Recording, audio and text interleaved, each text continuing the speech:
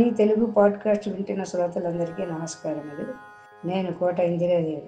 శ్రీదత్త దర్శనం, ప్రణవదేవి సరస్వతి, వాజేభిర్వాజినీపతి, శ్రీనామ విత్రియవతు, శ్రీ గణేశాయ నమః, శ్రీ సరస్వత్యై నమః, శ్రీపాద వల్లభ నరసింహ సరస్వతి, శ్రీ గురు దత్తాత్రేయాయ నమః. దత్తాత్రేయం మహాత్మానం వరదం భక్తవత్సలం ప్రపన్నార్తిహరం వందే స్మతృగామి సమవతు. ఓం శ్రీ గురు దత్తాత్రేయాయ నమః. నాగలోకంలో ఉన్న అశ్వతరుడు ఋతుధ్వజునికి మేలు చేసే ఉద్దేశంతో పరమేశ్వరునికై తపస్సు చేసి మదాలస తన కుమార్తెగా పొందాడు.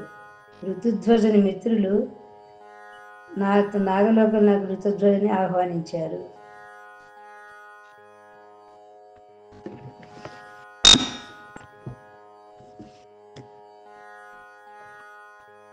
వాళ్ళు తన మిత్రుడు ఋతుధ్వజునికి సత్కారాలు చాలా ఘనంగా చేస్తూ వచ్చారు.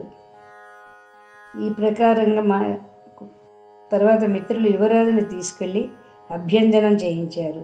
రత్నాంశుకాలు కట్టించారు, దివ్యాభరణాలు పెట్టించారు, అపూర్వ గంధాలు పట్టించారు, విచిత్ర కుసుమ మాలికలు దట్టించారు. ఎన్ని రకాల ఉపచారాలు చేశారు. చివరకు అభూతపూర్వమైన విందు చేశారు. భోజనాలు అయినాక తాంబూల సేవనం చేస్తూ మళ్ళీ సరసోక్తులు ప్రారంభించాడు అశ్వతరుడు. అతను మంచి హాస్యప్రియుడు. మాటలోనూ చలోక్తుల్ని రాబట్టగల నేర్పతనుకుంది. ఆ మాట ఈ మాట అయినాక కువలయాశ్వరుని దగ్గరగా తీసుకుని, బాబు, రాక మా ఇంటికి వచ్చావు, నీకేదో సత్కారం చెయ్యందే మాకు తృప్తి లేదు. నీకు లేనిదేముంది మేము ఇయ్యటానికి నీకు? అయినా మా తృప్తి కోసం నువ్వు కోరుకోక తప్పదు. కోరుకో, నీకు కావలసిన వరం కోరుకో, ఏమీ సందేహించకుండా కోరుకో అన్నాడు అశ్వతరుడు. ఆ రాజకుమారుడు ముఖాన చిరునవ్వు తొలికాడగా చేతులు జోడించి నమస్కరించి, అయ్యా, తమ అనుగ్రహం వల్ల నాకే సంపదలోనూ లోటు లేదు. ఇంకా నాకు కావాల్సింది నిశ్చలమైన ధర్మబుద్ధి. మీ యందు, మీలాంటి పెద్దల యందు, గోబ్రాహ్మణుల యందు, గురువుల యందు, తల్లిదండ్రుల యందు దృఢమైన భక్తి. ఇవి కావాలి. ఇవి ఇవ్వండి నాకు, ఇక వేరే ఏమీ అక్కర్లేదు. మెచ్చుకున్నాడు వృద్ధుడు. మెచ్చుకుని, ఇవి నీకు సహజంగానే ఉన్నాయ్యా, అయినా మేము మళ్ళీ ఆశీర్వదిస్తున్నాము. తథాస్తు. అది సరే, నువ్వు ఈ ముసలివాడు ఏమి ఇవ్వగలడా అని అనుమానపడకు. సాధ్యాసాధ్యాలతో నీకు నిమిత్తం లేదు. అడుగు, అడిగేసేయి, జంకకు. తరిమి బలవంత పెట్టసాగాడు వృద్ధుడు. ఏమనాలో తోచలేదు కువలయాసుడికి. సాధ్యాసాధ్యాల ప్రసక్తి వచ్చేసరికి అతని మనస్సులో ఒక్కసారి మదాలసం మెదిలింది. దాంతో ముఖంలో కొంచెం దైన్యరేఖ చోటు చేసుకుంది. అయినా గాంభీర్యం చాటున అతడు నిశ్చలంగానే ఉండిపోయాడు. కానీ ఆ వృద్ధుడు ఇతని హృదయం అంతా చదివిన వాడిలాగా, నా దగ్గర సంఖ్యెందుకయ్యా, కొడుకు తండ్రి అడిగినట్టు అడగవయ్యా నా తండ్రి, నేను నీకు తండ్రి లాంటి వాడిని అన్నాడు వెనునిమురుతూ. ఈ మాట దైన్యం చేరింది ఆ వృద్ధుడి కంఠంలో. ఆ అవ్యాజ ప్రేమ స్పర్శకి చలించిపోయాడు యువరాజు. ఒక చిన్న నిట్టూర్పు అప్రయత్నంగా వెలువడి ముఖం వాడి తలవాల్చుకుని అతను అయోమయంగా మిత్రుల వంక చూడసాగాడు.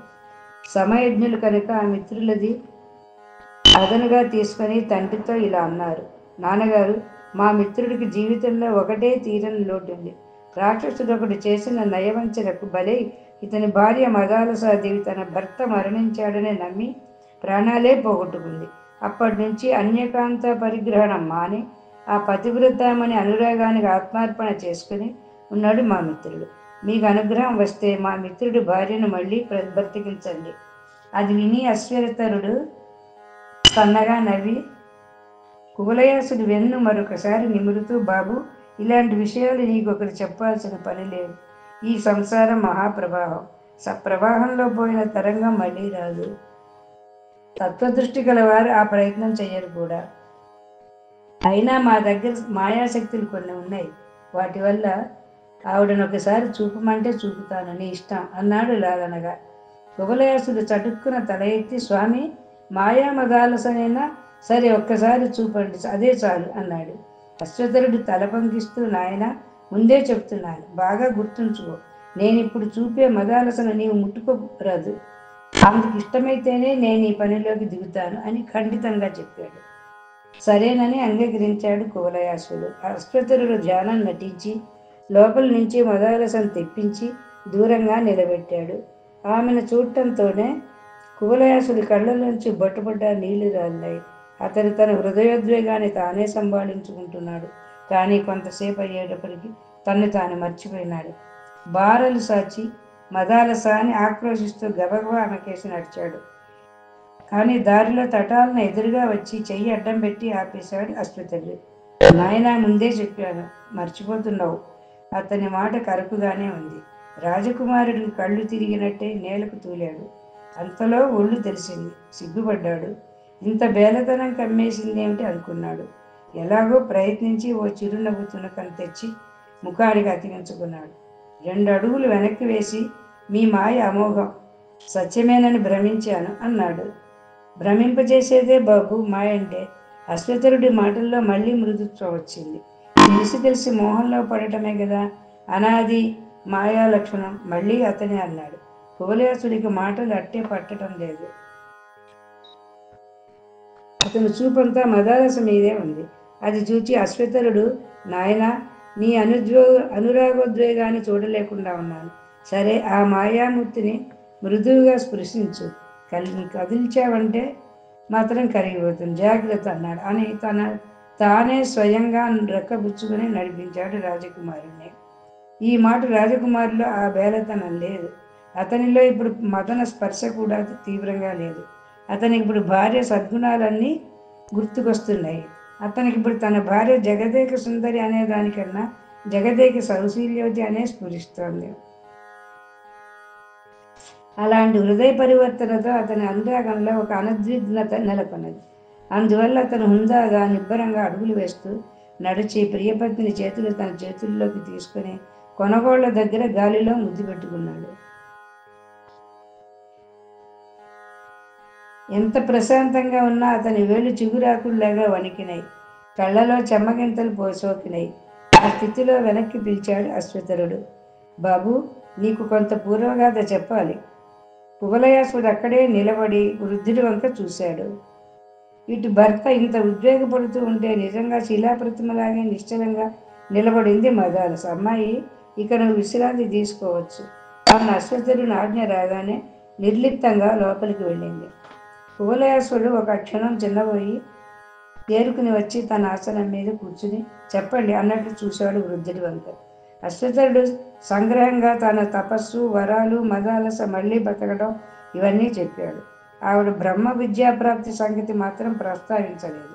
చివరికి ఇలా అన్నాడు. నాయన, అపరిమితమైన ఆనందం ఒక్కసారిగా వస్తే హృదయం తట్టుకోలేదు, ఎంతటి వారికైనా. అందుకనే ఇలా చేయవలసి వచ్చింది. నిన్ను నొప్పించాల్సి వచ్చింది.